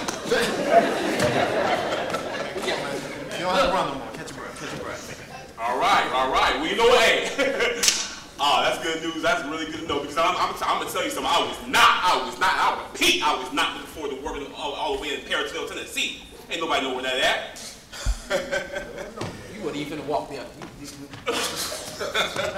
But you know what? This is even better news that I ever heard before because, you know, I had dinner reservations and I do not want to be in a somber mood had the judge told us no for this. But with that said, since we are approved for this march, this is something for us to celebrate. All right. King, I swear, you're the only one I know who is thinking about dinner after he just got done polishing off a plate full of catfish. You know what? You can eat them donuts in those 2-day-old donuts in the lobby. How about that? While we feast as kings, you go right ahead. Let me shut up then. All right then. All right. But gentlemen, you know what? This calls for a celebratory moment. Yes. So this makes me seems like we would have some wine Would you like to go get the wine? All right, okay. Hey, you know what? Now you talking about some wine. All right, you gonna get the wine, young? All right, don't get none of that Ripple, though. All right? I ain't trying to drink none of that cheap stuff. You hear? Sound like some words of a lightweight to me. Y'all drink some. A lightweight? You know what? Go ahead and get that Ripple. All right? So I can take it to the head, so I can take that bottle and go upside your head with it. Oh, you're talking crazy like you know me like that. Brother, I'm good. I'm happy. We're gonna be all right. Good work, gentlemen. We're gonna be all right. We're gonna be all right, gentlemen. We are gonna be all right. That's what I like to hear. We don't need to worry about those invaders, you know. We're gonna be all right. This is room? Yep, that's the room. I don't know, Bess. I just do not have a good feeling about that man. And you know, I take my feelings very serious. I mean, something is just not right about him. You know, I gotta tell you, Pam, I'm not one for singling one person out. You know me. But I have to be honest with you, I have a funny feeling too. But what can we do? We just can't go barging in on him. The hell you can't. You're the owner here. If you make the rules, he has to follow them. So if you barging in, you barging in. And what if he's in there with a woman? I did not see an ounce of dapperness on that man. I could not imagine anyone warming up to the likes of him. You know, I think we could just do a courtesy check. I mean, we could be polite about it. Okay, that's fine. We can do that. Okay, come on, let's go. Wait. On three or after? You know what? I'm the owner here, and if I tell you you have to come with me, you gotta come with me. And whether it's three, after three, you're coming with me. All right. Let's just do it. Okay, come on. Yeah, on three, right? Wait, okay. Again, on three or after three? I'm gonna count to three, and then we go. Okay. Okay, so like 1, 2, 3, and then we go, or 1, 2, 3, and we go after. Okay, you know this ain't rocket science. If we need to rehearse it, we'll rehearse it. But I'm gonna count to three, and then we go. Ready? Okay, I got it. Let's go. Okay. Ready? Set. No. We're counting three, remember? Okay. On three. Let's go. 1, 2, 3. Wait. It's just a courtesy check. Why are we tiptoeing, Bess?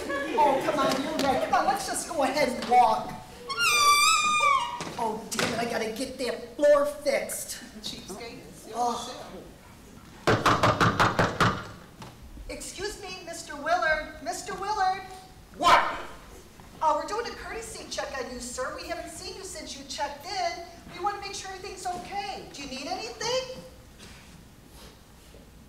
Mr. Willard. Mr. Willard! What? Oh, jeez. We're just doing a courtesy check, sir. We want to make sure you're okay. I'm fine, now get! Okay. Let us know if anything is needed. I'm fine. Goodness. Some ray of sunshine he is. Well, you know, we're going to have to keep our eye on him. He's been here for a week, and already I'm starting to wonder. Come on, hon, let's go back downstairs.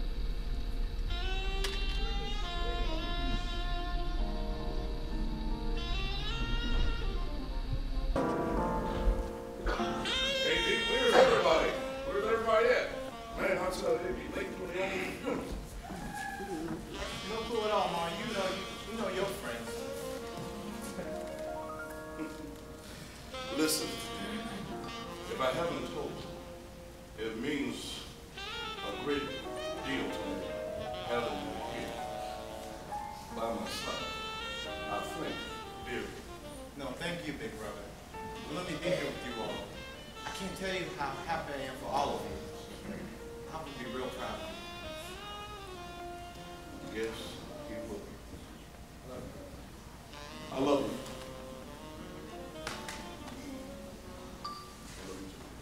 you. Better be right. You only got one shot. This better be right. Don't fail me now or there'll be hell to pay. You're wasting valuable time. We already got an eye on him. He's about to leave. You must take the shot now. Stop stalling.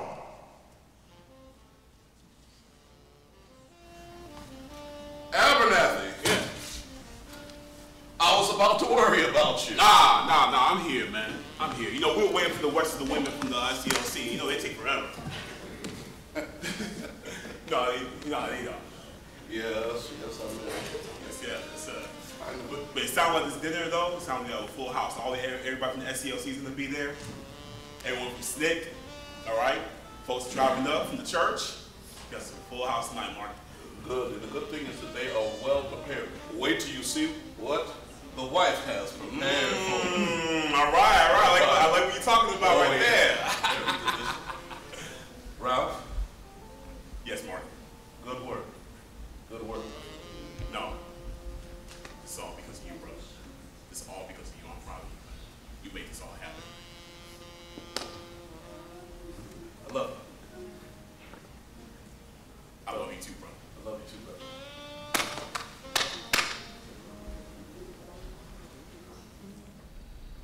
Mr. Willard, I have some dinner that's Damn it, woman! Leave me be! Bother me again, and so help me, it'll be the end of you. Now get! Get! Damn fool!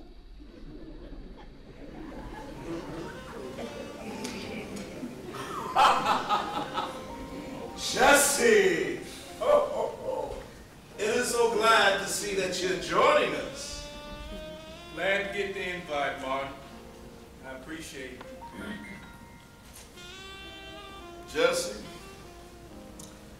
I want to apologize to you about our differences that we had in Atlanta and the other night. I do respect your views, no matter how different they are or may be. So you will be that person that can reach the youth. But let us do some work together. Let us work together. And I promise you, I will be more open to hearing what you offer at the table. Thank you, Martin. Hearing you say that means an awful lot. I truly believe we're much better when we're on the same page. Thank you. Thank you. Are you gonna take the shot? Take the shot now. I told you, it's got to be the perfect shot. Ain't no coming back from a missed shot now. You're wasting valuable time. We already got an eye on him. He's about to leave. You must take the shot now. Ray. Ray!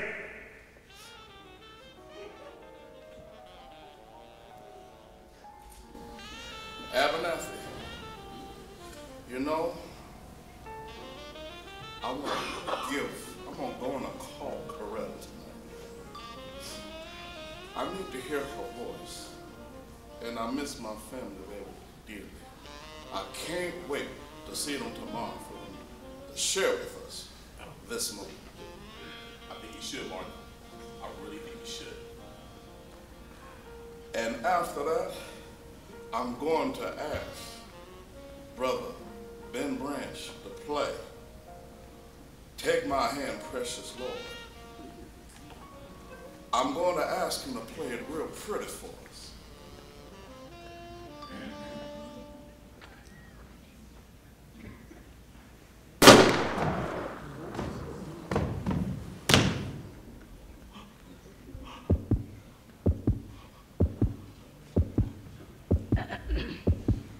Hey!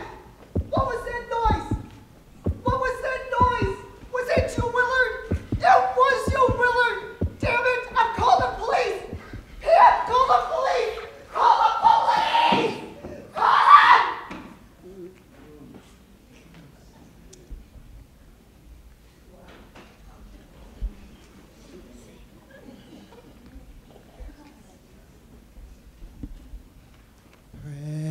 Lord,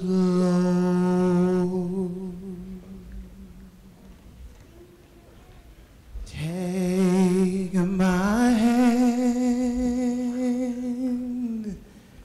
and lead me on,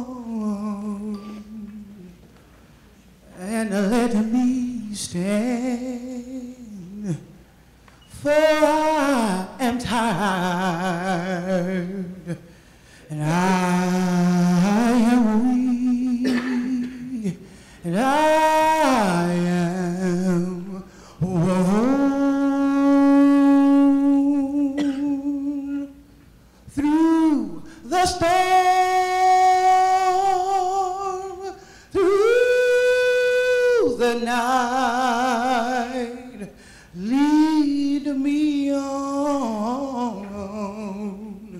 to the light. Take my hand, hold my hand, precious Lord, and lead me home.